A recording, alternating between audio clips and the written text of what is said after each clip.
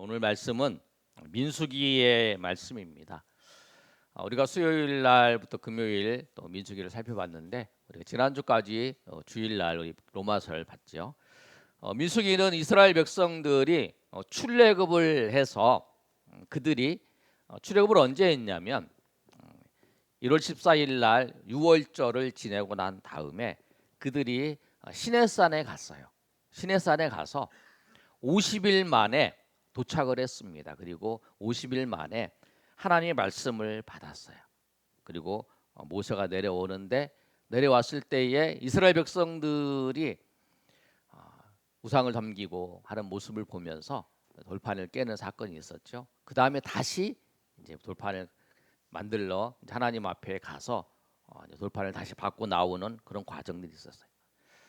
그리고 난 다음에 이들이 1년간 이 시내 광야에 머물면서 성막을 짓고 하나님의 말씀을 받고 2년차 되는 해에 민수기 1장에 시작을 합니다. 2년차 되는 해에 제사장들을 세우고 레위인을 세우고 그리고 난 다음에 하나님 앞에 헌당식을 하고 이제 2월 20일 날 출발을 하는 거예요. 그래서 2월 20일 날 출발을 딱 해서 이들이 이제 어디까지 가냐면 가데스 바네아라고 하는 곳까지 갑니다. 곳까지 가는 기간이 어느 정도냐면 39일 정도 걸렸어요.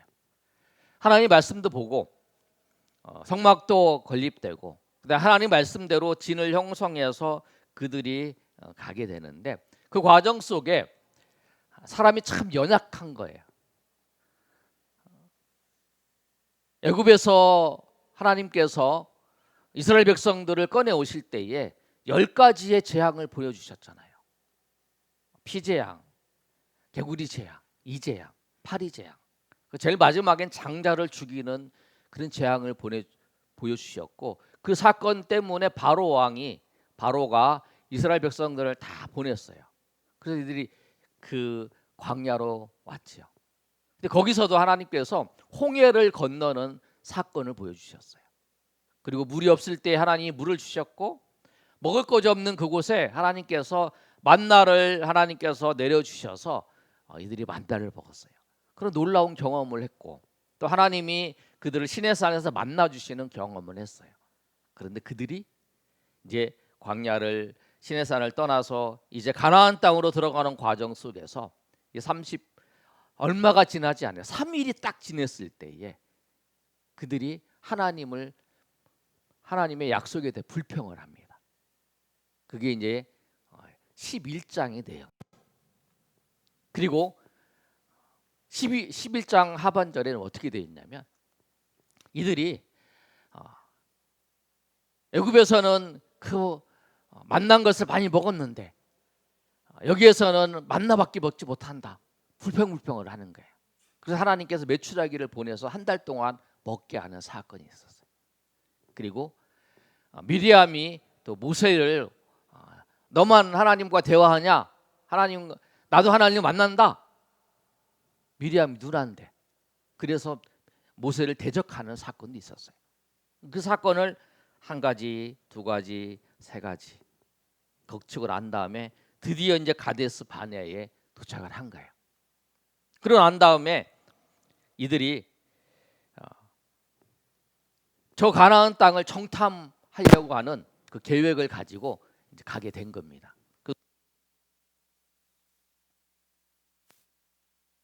신명기 1장 19절에서 25절까지 말씀을 보시면 이렇게 말씀되어 있어요. 한번 읽어볼까요? 자, 시작. 우리 하나님 여호와께서 우리에게 명령하신 대로 우리가 호렙산을 떠나 너희가 보았던 그 크고 두려운 광야를 지나 아멜렉 족속의 산지길로 가데스에 이른 때에 내가 우리 하나님 여호와께서 우리에게 주신 아모리 족속의 산지 너희가 이르렀나니 너희 하나님 여호와께서 이 땅을 너희 앞에 두셨은즉 너희 조상의 하나님 여호와께서 너희에게 이르신 대로 올라가서 차지하라. 두려워하지 말라, 주저하지 말라 한즉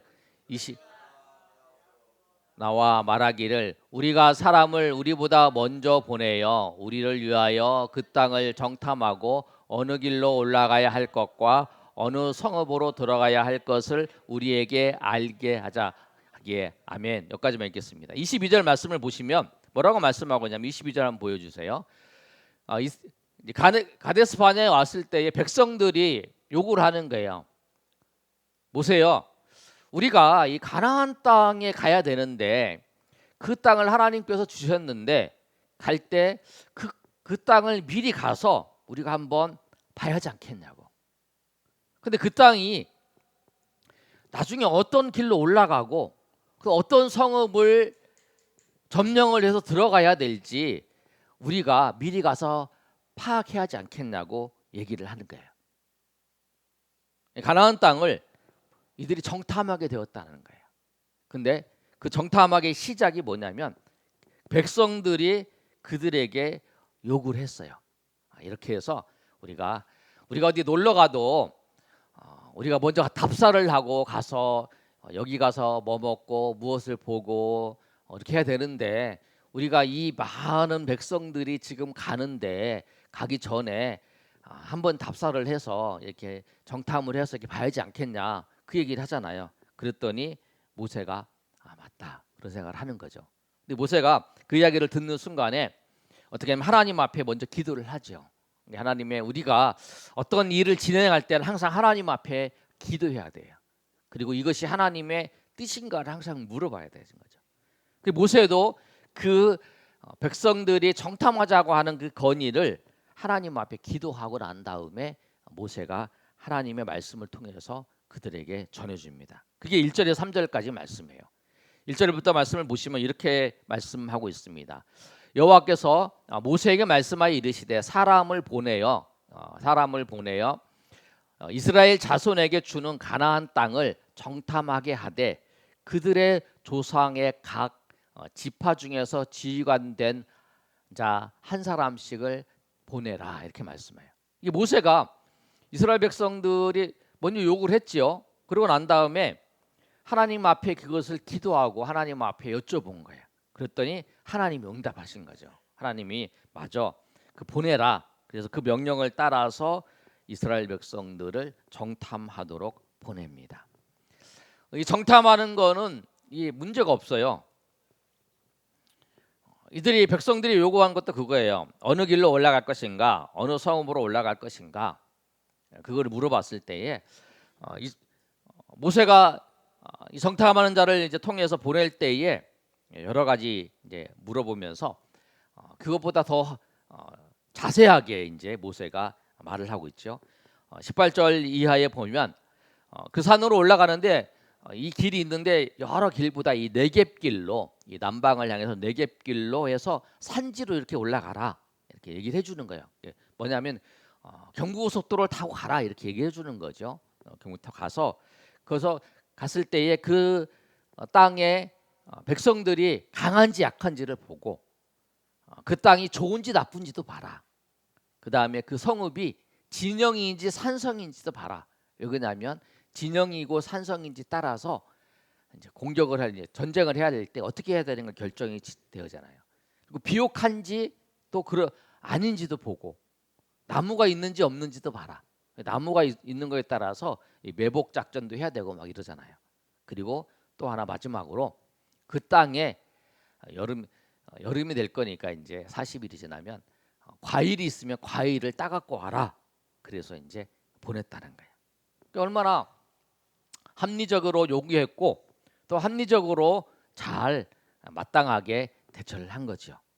우리도 그러잖아요. 아까 말씀드린 것처럼 우리 이제 우리가 지난번에 오후 예배 때 이제 야유회를 갔잖아요.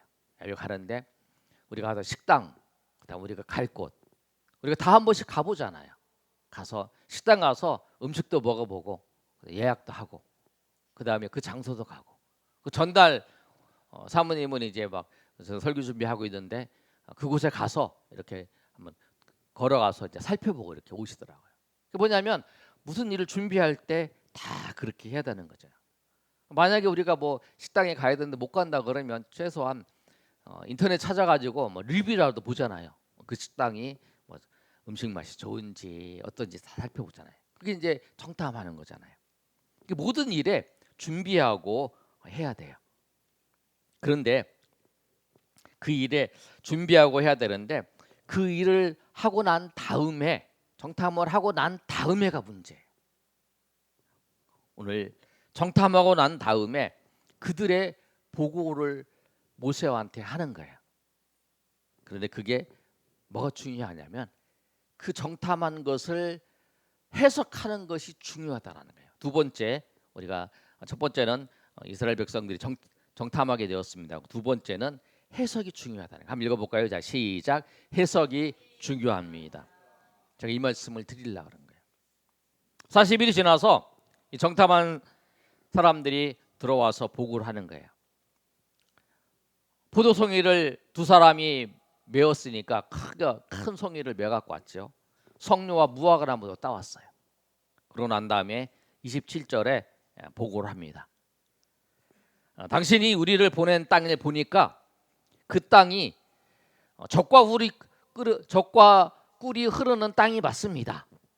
그러나 그 땅에는 주민들이 아주 강했습니다. 제대로 봤지요. 주민들이 강하고 성읍도 아주 탄탄하게 지령이 아니고 그냥 텐트 친 게 아니라 성읍이 탄탄하게 잘 돼 있고 성읍도 컸습니다. 그리고 거기 안악자손이라고 하면 큰 이제 굉장히 키가 큰 안악자손이 거기에 있습니다. 29절이요.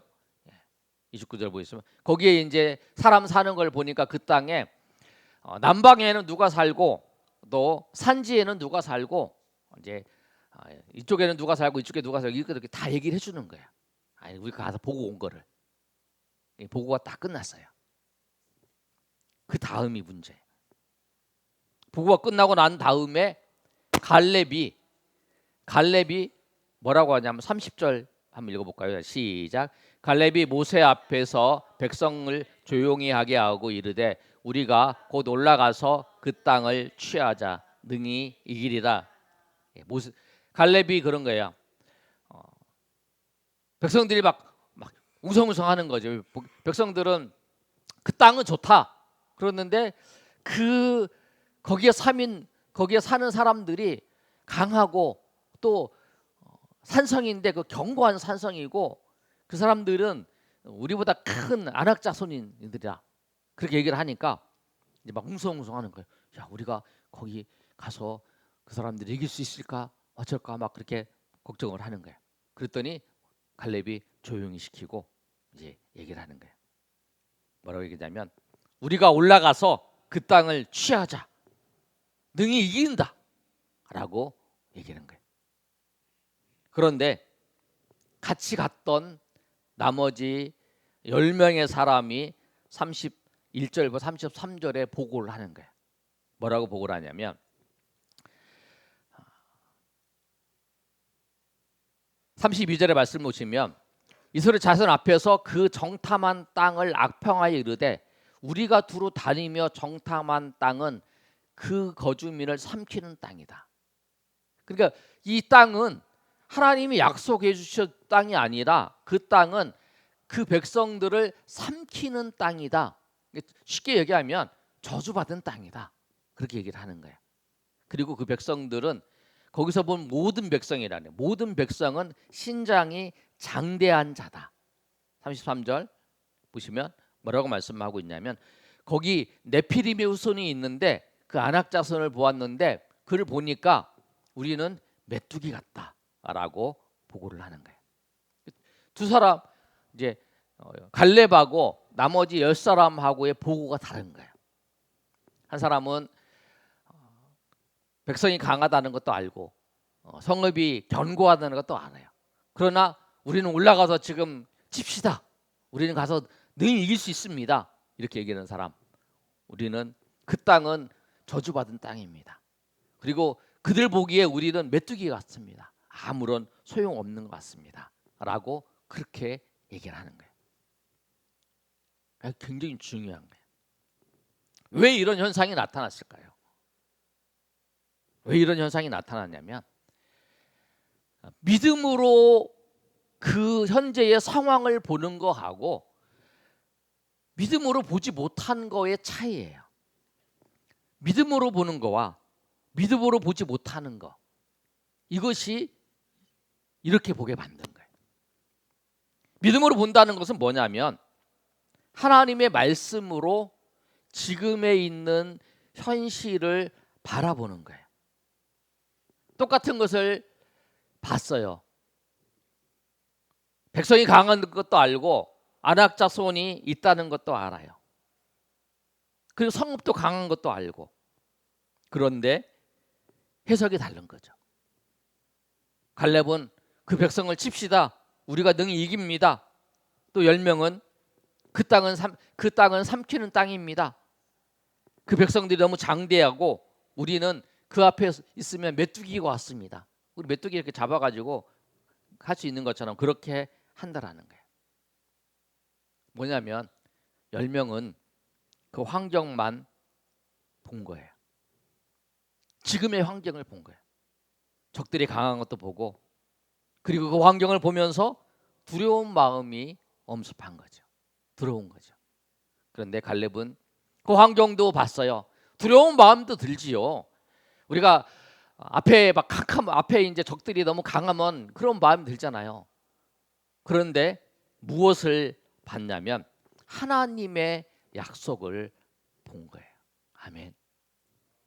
하나님의 약속을 보니까 하나님께서 지금 하나님께서 우리를 가나안 땅에 보내시려고 애굽에서 그 놀라운 일을 이루시고 여기로 가네스 바네아에 우리를 보내셨다는 거예요. 그리고 우리를 정탐하게 하셨다는 거예요. 그리고 저들이 강할지라도 지금까지 하나님께서 인도하셨던 것처럼 역사하셔서 하나님이 인도하실 거라고 하는 것을 이 갈렙은 믿음으로 그 하나님의 신실하시고 하나님의 인도하심을 본 거예요. 그래서 우리는 능히 가자, 우리가 이길 것이다. 왜? 내가 이길 것이 아니라 지금까지 하나님께서 하셨기 때문에 앞으로도 하나님께서 하실 것이라고 하는 것을 바라보고 믿은 거라는 거예요. 그게 믿음이에요. 그러니까 똑같은 사건을 보면 믿음이 있는 사람과 믿음이 없는 사람의 차이가 있는 거예요. 그 차이는 뭐냐면 오늘 제가 한마디 딱 듣잖아요. 해석이라는 거예요. 해석. 그 사건을 어떻게 해석하느냐, 믿음으로 해석하느냐, 그 사건을 믿음 없이 해석하느냐에 따라서 그 인생이 바뀌어지는 거예요. 나중에 여러분 그들이 봤던 그 전쟁에서 그 강한 군대를 하나님께서 여리고를 물리치실 때에는 그 여리고 성벽을 무너뜨리기 위해서 여리고를 무너뜨렸고요. 그 다음에 그 남부 전쟁, 기브온 전쟁에서는 하나님께서 이 태양을 멈추시고 그 우박을 하나님께서 보내셔가지고 그 백성들을 적군을 다 물리치셨어요. 하솔 전쟁에서 하나님 그렇게 하셨어요. 그러니까 하나님께서 그렇게 하셨 걸 보여주잖아요. 그리고 이들이 가나안 땅에 들어가기 전에 미디안과의 전쟁에서 바산 왕 옥을 할 때에 그가 얼마나 큰 거인이었냐면 그 거인을 하나님께서 물리치게 하셨다는 거예요. 이 사건 이후에 그러니까 하나님께서 그렇게 하시는 거를 그가 보지 못한 거죠. 그러니까 우리가 봐야 될 건 뭐냐면 우리가 믿음으로 우리의 처해진 환경과 상황을 보는 거라는 거예요. 아멘. 그게 믿음의 사람이에요. 우리가 지금 현실이 어려워. 내가 기도했는데 응답이 안 되고, 내가 어떤 일을 했는데 그 상황이 지금 어려워서 그 앞에 이스라엘 백성들처럼 안악자손이 있고 큰 성읍이 있고 전쟁에 있으면 우리가 보기에는 연약해 보이는 그런 모습들만 보여. 그런데도 우리가 믿음으로 봐야 될 건 뭐냐면 내가 그걸 이길 수 있는 게 아니고 내가 승리할 수 있는 게 아니고 하나님이 이 모든 것 가운데 함께 하신다라고 하는 거예요. 그걸 믿는 거예요. 내가 어려운 상황이 있어요. 내가 힘든 상황이 있어요. 그래 내가 힘든 상황이 있으니까 사람들은 낙심하고 절망하고 그 다음에 어떤 뉴스를 보면 가끔 그렇잖아요. 자살하는 사람도 있잖아요. 그 일 때문에. 그러나 우리가 믿음 있는 사람은 뭐냐면 그 상황 속에서도 하나님이 이 절망적인 상황 속에서도 하나님이 나를 붙들어 주시고 나와 함께 하시는 임마누엘 하나님께서 나를 인도하신다고 하는 그 믿음을 보는 사람은 지금 이 상황 속에서 하나님이 나는 보이지 않지만, 나는 지금 이 현실을 보지 못하지만, 이 상황을 나는 알지 못하지만 하나님께서 인도하실 것이다 라고 하는 그 믿음이 있으면 이 현실이 다시 보이는 거예요.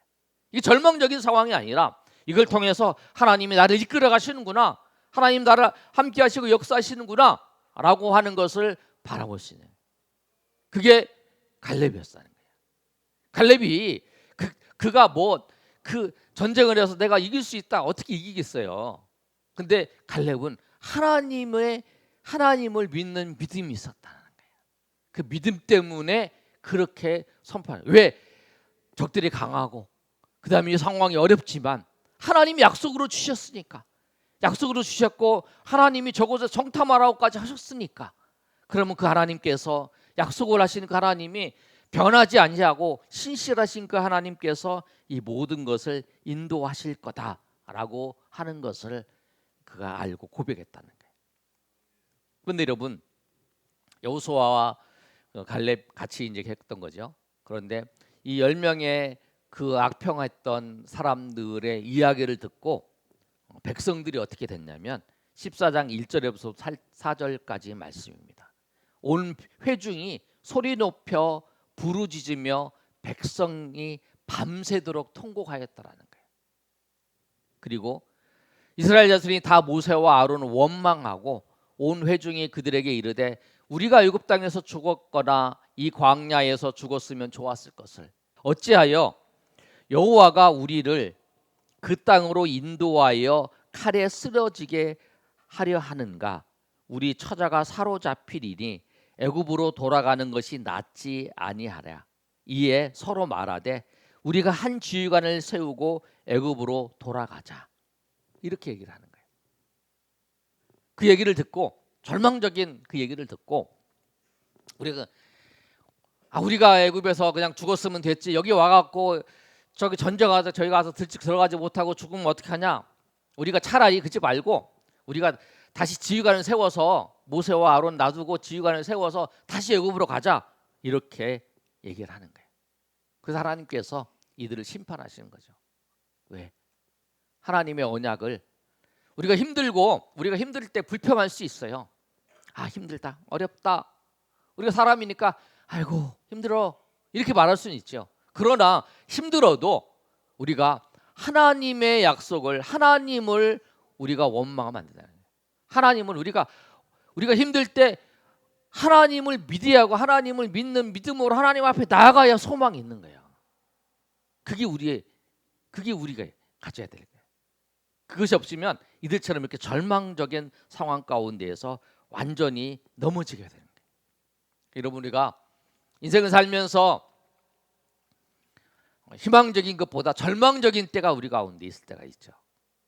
그때마다 그 절망적인 것을 하나님이 계시다고 하는 것을 보고, 하나님이 나를 인도하신다라고 하는 것을 생각하고 그 상황을 보시길 바랍니다. 아멘. 그래야 그 상황을 정확히 볼 수 있는 거예요. 그 상황을 하나님께서 나를 어떻게 인도하시는구나, 이 상황을 통해 나를 어떻게 세워가시는구나. 그럼 여러분, 그 지나고 난 다음에 내가 그 어려울 때 하나님이 이렇게 나를, 내 믿음을 더 하나님을 의지하게 만들었고, 그 힘들고 어려운 그 상황이 내가 하나님을 더 깊이 알게 되는 경험이었구나. 시편 기자가 그렇게 고백하잖아요. 내가 그 고난이 나에게 유익이다, 내가 주의 율례를 알았다, 하나님의 말씀을 알았다, 하나님의 은혜를 알았다 라고 그가 고백했던 것처럼 우리도 그런 고백으로, 그래서 우리가 어떤 일이 있어도 하나님의 말씀으로, 하나님의 뜻으로 우리가 그걸 해석하고 주님 앞에 나아가시는 저 여러분이 되시기를 예수님의 이름으로 축원합니다. 아멘.